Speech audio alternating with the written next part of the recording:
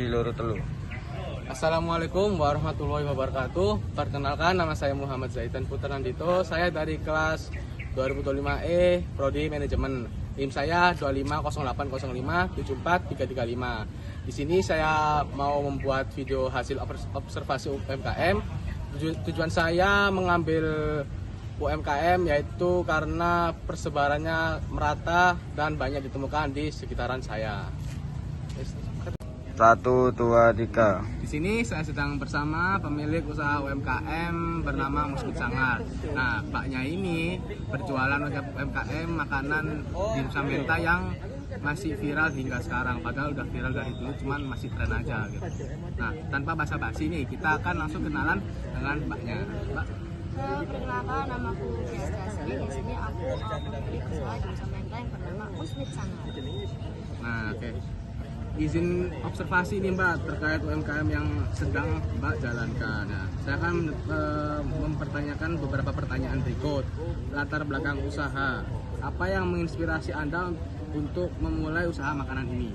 Yang menginspirasi itu karena makan dimsum menta itu lagi tren ya sekarang ini, dan banyak banget peminatnya, apalagi anak-anak Gen Z yang cewek ya tentunya, itu dia kalau misalnya bad mood, pengen dimsum gitu. Terus jadinya itulah menginspirasi aku buat buka usaha dimsum. Sangat-sangat jawaban yang sangat realistis ya teman-teman ya.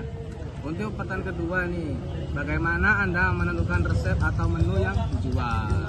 Yang pastinya kalau resep itu rahasia dapur ya Mas ya, kan Mas? Iya, lupa ya guys ya, kalau itu rahasia dapur ya. Nanti banyak yang niru, sama-sama laku nanti. Oke, mari kita ini skip yang untuk pertanyaan ketiga. Apakah ada inovasi khusus nih dari rasa, kemasan, atau cara penyajian? Kan karena juga banyak yang jualan dimsum menta di sekitar sini. Ada bisa menonjolkan kalau dimsum menta itu Mbak itu lebih unggul dari yang lain. Oke, dimsum menta ibunya aku itu dia nggak frozen ya Mas ya.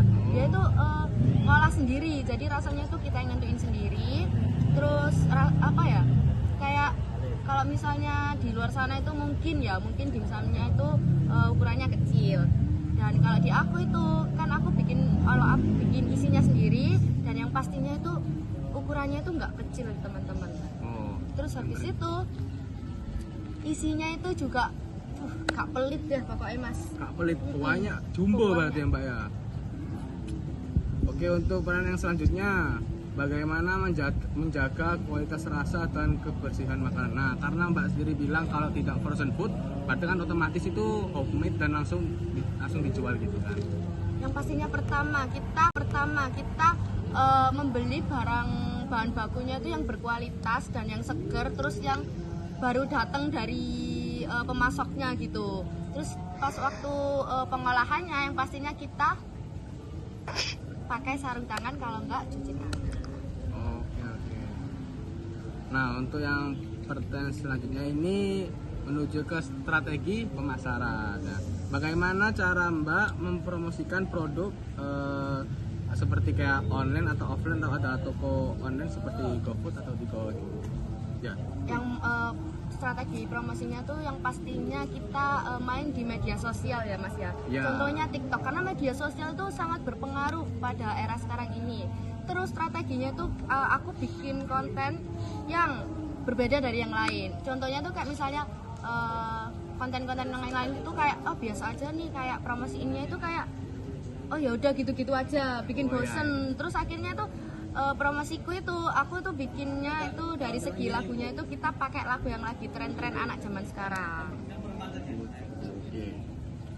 Untuk yang keempat nih, mengenai manajemen dan keuangannya, bagaimana cara Mbak mengatur modal dan biaya operasional? Mengatur modalnya itu yang pastinya kita bikin laporan keuangan ya Mas ya, bicara akuntansi nih. Iya nih. Kita bikin laporan keuangannya itu pemasukan sama pengeluaran. Terus habis itu untuk modalnya kita dari yang pastinya awal-awal berbisnis kan kita bermodal ya. Terus habis itu kita catat laporan keuangannya, lalu kita jadi tahu nih, pemasukannya kita segini, pengeluarannya segini. Dan terus nanti kalau ada untungnya, nanti untung dan balik modalnya ya Mas ya. Iya. Itu kita memprioritaskan bahan bakunya terlebih dahulu. Jadi kita nggak memikirkan untung terlebih dahulu. Yang penting bahan baku kita aman. Oke, mengutamakan bahan baku yang berkualitas tinggi ya teman-teman ya. Oke, untuk yang kelima ini tantangan dan peluang. Kita memprioritaskan bahan bakunya terlebih dahulu. Jadi kita nggak memikirkan untung terlebih dahulu. Yang penting bahan baku kita aman. Oke, mengutamakan bahan baku yang berkualitas tinggi ya teman-teman ya. Oke, untuk yang kelima ini tantangan dan peluang, yang dimana kan karena banyak pesaing ya, karena makanannya ini sempat viral dan mendadak booming, jadi banyak yang menjual makanan tersebut. Nah, apa tantangan terbesar selama Mbak menjalankan bisnis makanan dimsum mentai ini? Tantangan terbesar itu yang pastinya banyak pesaing ya Mas ya. Apalagi dimsum itu sangat trending banget sekarang. Dikit-dikit itu banyak yang jual, terus banyak yang memulai juga. Dan yang pastinya aku percaya nih kalau misalnya usaha itu tidak mengkhianati hasil, Mas. Oh ya, benar sekali. Benar. Oke, untuk yang pertanyaan selanjutnya, bagaimana Mbak menghadapi pesaing yang menjual produk serupa nih seperti kita bahas tadi? Menghadapi pesaing ya Mas ya. Yang pastinya kita bermain sehat Mas. Oke, sehat. Bermain sehat di mana aku itu menunjukkan skill untuk promosinya, untuk skill editing, skill promosinya itu yang pastinya berbeda dari yang lain gitu. Oke, siap.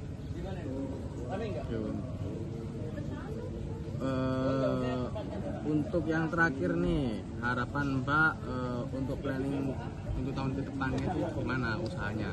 Oke, untuk planning usahaku ini untuk tahun depan itu semoga planningnya itu aku bisa membuka toko, menyewa tempat gitu untuk usahaku, terus kita ada tempat makannya juga, terus bisa dikenal sama kalangan orang luar sana, terutama di daerah Gresik dan Surabaya. Jangan lupa mampir guys kalau udah jadi tokonya. 1, 2, 3. Nah, kita sudah di penghujung video dan pertanyaan terakhir nih untuk Mbak Gea. Bagaimana Mbak Gea mengatur SDA seperti manusia, modal, dan bahan baku dimsum mentai agar usaha berjalan efisien? Yang pertama dulu ya, dari segi manusia, yang pastinya aku membagi tugas, aku sama mamaku. Kau gimana ini lo asing? Dek ae ta, Wah. Sakno soal gitu, tangannya mau keting, Cuk. Tambah tadi ulo, Cuk. Gendeng. Ikhlas lanjut, Cuk. Coba, Cuk. Ayo. Nah, pada. Nah, untuk pertanyaan terakhir sekaligus penutup dari hasil observasi wawancara. Nah, ini bagaimana Mbak Gea mengatur sumber daya SDA seperti manusia, modal, dan bahan baku dimsum mentai agar usaha berjalan efisien? Nah, yang pertama dari segi SDA manusia dulu ya Mas. Yang pastinya kalau manusia tuh kita membagi tugas. Contohnya kayak aku bagian untuk editing, untuk sosial media spesialis, untuk promosiin, terus untuk plating juga. Terus kalau mamaku tuh yang bagian mengelola dimsum itu. Oh ya. Seperti resepnya dan lain-lain. Terus selanjutnya itu modal. Maksudnya modal itu seperti yang aku sampaikan tadi, mencatat pengeluaran dan pemasukan. Terus nantinya untuk selanjutnya kita memprioritaskan bahan baku dulu. Terus selanjutnya bahan baku ya Mas, yang pastinya bahan baku kita memilih kualitas bahan baku yang bagus ya kualitasnya. Terus yang memilih pemasok yang dapat dipercaya juga.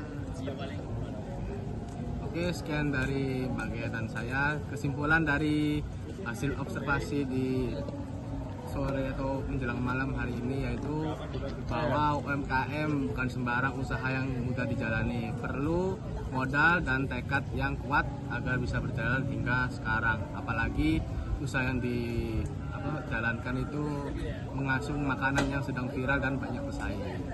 Nah, segitu aja dari saya. Wassalamualaikum warahmatullahi wabarakatuh.